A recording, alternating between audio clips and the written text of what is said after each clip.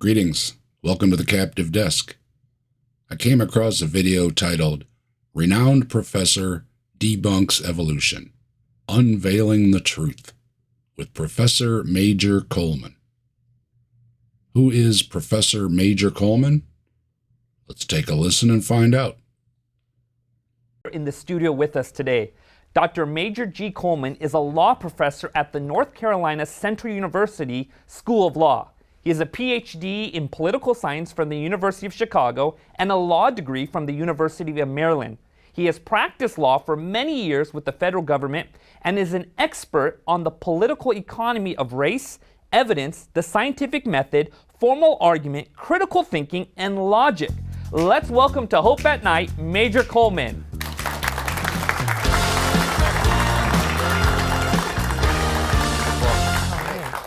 Sweet. Dr. Coleman, thank you so much for being here with us. Thank you. Okay, so Professor Major Coleman is an accomplished lawyer and a professor of law. I didn't hear anything about a theology degree nor a biology degree, so I am suspect right off about a lawyer's expertise at debunking evolution. But perhaps he will cite other experts in their fields. How he is an expert on the scientific method or logic is yet to be seen as well. Now, Major, I've been itching to get to this. What in the world is this in my stage? This is the largest scale model of Noah's Ark in the world. What's the story behind this thing? Well, I needed a way to show students on a secular campus that the biblical story of creation and Noah's flood was true. And I figured that the best way to do that was to actually build the ark so they could see with their eyes how big it was and that it would easily contain every kind of animal in the world. Professor Major Coleman built a model of Noah's Ark to show secular people that his model would hold all the animals in the world on it. If you don't know the story of Noah's Ark, let's allow the professor to tell us. Professor Coleman, say someone has never ever heard of the story of Noah and the flood. Could you break down for us real quickly, what is that story all about? Well, it was after the world had been in existence for 1,656 years, and God decided that because of their wickedness and their violence that he was going to destroy the world. And he ordered Noah to build an ark. And as you can see, that ark was 540 feet long. On its launch platform, it would have stood 100 feet wide and been 100 feet high and been 80 feet wide. And this is its size compared to modern objects that you can see today. The entire flood lasted for over a year, and it covered all the land on the entire planet. Wow. Wow. Yep, that's the Bible story in a nutshell. And nothing is backed up by science about any global flood, nor any ship made of wood that's 500 feet long that can stay afloat. There is no bottleneck in every species genome from 4,500 years ago, and there are core samples from around the globe that show different environments, not a global one. In short, there was no global flood 4,500 years ago, nor since land emerged on this planet around 3 billion years ago. Species have came and went for billions of years, living on land, and didn't go extinct from a global flood that never happened. Now, I heard this story exists in many different cultures. How do we know that the biblical story is the most accurate story? Okay, well, the best way to test that, again, is with science and understand exactly how the flood happened. There are indeed many flood legends around the world, and for good reason. Before we could pipe water where we wanted it, people tended to live near the water. And anyone that lives near the water, some believers aside, as they don't seem to know this, floods happen. Some on an annual basis, and some from catastrophic events like tsunamis, hurricanes, and sea level changes as the ice sheets retreated from the Ice Age during the period of around 10 to 20,000 years ago, reshaping shorelines around the globe. But wait, There is a test for the biblical flood? Oh, good. What is the test, Professor? Before Noah's flood, there was a subterranean water chamber 60 miles down beneath the Earth's crust, which is 60 miles of granite. That water was under tremendous pressure and increasing temperature until it reached about 1,000 degrees. Once the crust cracked, it burst forth with the power of 1 trillion atomic bombs. Dr. Walter Brown is the one who invented hydroplate theory, and he has shown us exactly how the flood happened. What's so amazing is not that all living life was destroyed. What's so amazing is that 8 people and the animals inside the ark actually survived, and it would take a boat like this for them to survive. What did you say? Once the crust cracked, it burst forth with the power of 1 trillion atomic bombs. That's what I thought you said. Now let me offer this as a rebuttal. 1 trillion billion atomic bombs. And you are citing Walt Brown as a scientific test?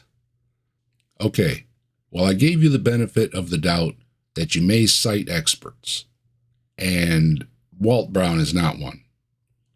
Walt Brown is who creationists cite because of his flood book. Walt Brown is a young Earth creationist that introduced his hydroplate theory with no scientific basis, and his claims have all been refuted and dismissed as things he made up to try and prove a global flood from the Bible. His model also introduced the heat problem to creationist arguments that would boil the oceans away with the amount of friction produced from Walt Brown's ideas of tectonic plate activity at unrealistic speeds. Walt is both the hero and the nemesis to YEC arguments with his hydroplate idea. Back to 1 trillion billion atomic bombs. According to Google, the nuclear reaction in our sun releases energy equivalent to about 10 billion hydrogen bombs each second. 1 trillion billion atomic bombs would bring a sun to the surface of the planet for enough time to incinerate the planet along with the oceans and Noah's boat. But all is good inside Noah's wooden boat, because it's 1 trillion billion atomic bomb proof. And back to the heat problem. This is not helping the heat problem you have from the plates moving at super speeds that produces enough friction to vaporize the oceans and cook the planet. Now you have a sun on Earth also incinerating and possibly liquefying the planet to add in. And it just gets more and more ridiculous. The creationists are basically saying you can have a flood and survive it in a wooden boat on the sun. How again did you use science to prove anything? The science says what you and or Walt are claiming is complete and utter nonsense. Any child could figure out, as the unspoken creationist in the Hawaiian shirt likes to say often. So try this. Give a child a toy wooden boat. With the assistance of an adult, please, and explain it's a science experiment. Put it on the Barbie for them. See it go up in smoke? That's the science of heat and wood. Now, also set a kettle of water to boil in there too, and watch it go up in steam. And that's the oceans disappearing with your boat up in smoke on the Barbie, just like it would with the sun's energy on Earth, even if for just a few seconds. Why are you so interested in this biblical story as opposed to any other biblical story? Well, that is because, first of all, Jesus believed in the flood model, and it's the basis for the entire authenticity of the Bible. If you can prove that the Genesis story is false, you have destroyed the entire belief system on which Christianity is based. In this video, the professor uses Noah's Ark as good evidence for the Bible, and if you can disprove the Genesis account, the professor says you have destroyed the entire belief system on which Christianity is based. If you say so, Professor, but I have some bad news for you.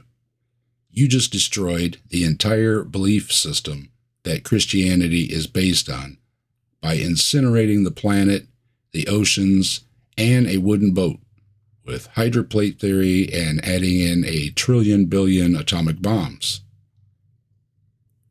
You are a supposed expert in logic and the scientific method, yet I do not see any logic nor any science that would support your claims that by incinerating the planet, you can save 8 people and some animals on a boat.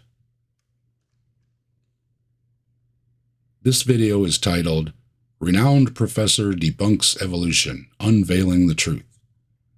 He started out so ridiculous, I had to address the trillion billion atomic bombs nonsense, and I think that's enough for this video. I may examine his other claims against evolution another time. They are really bad too.